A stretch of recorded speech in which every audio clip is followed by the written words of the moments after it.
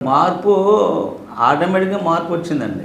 ఎందుకంటే జగన్మోహన్ రెడ్డి ఇచ్చిన పథకాలు గాని, ఆయన చేసిన ప్రజలకి అన్ని వర్గాలకి సమానంగా చేసిన సర్వీస్‌ని మనం మిస్‌అండర్‌స్టాండింగ్ చేసుకున్నాం.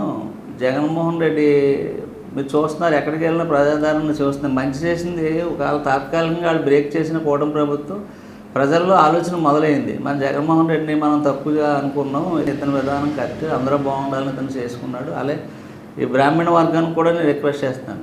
హిందూ దేవాలయాల్లో 2014, 19 బీజేపీ కూటమి ప్రభుత్వం క్యాలిక్యులేషన్ చేసుకోండి. దేవాలయాలు ఎన్ని కూల్చారు, ఎన్ని కట్టారు లెక్కేసుకోండి. అలాగే మా జగన్ గవర్నమెంట్లో దేవాలయాలు ఎన్ని ఎక్కువగా కట్టారు, నిర్మించారు.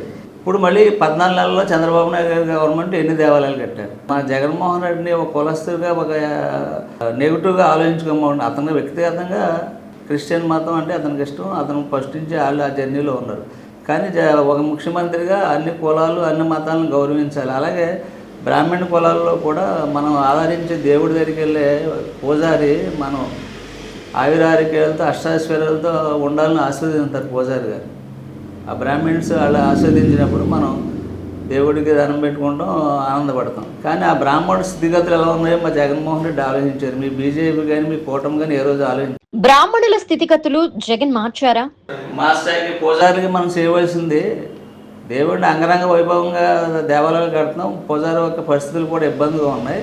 పెద్ద పెద్ద దేవాలయాల్లో బాగుంది, చిన్న దేవాలయాలు బాగుందని చెప్పి వాళ్ళకి నెలసరి జీతం ఇచ్చి దాంతోపాటు అన్ని మతాలకు సంబంధించిన వాళ్ళకి కూడా జీతాలు ఇవ్వడం ఎంతో కొంత తోడు ఒక 5,000 ఇస్తే. బ్రాహ్మణులకు జగన్ కన్నా ముందు ప్రభుత్వాలు ఏం చేయలేదా? గతంలో ఇంతవరకు చేసింది లేదు. మేము అగ్రవర్ణాలకి బ్రాహ్మణులకి సపోర్ట్గా ఉంటాం, మా ప్రభుత్వం అనే అపోహ తప్ప వాళ్ళు చేసింది ఏమీ లేదండి.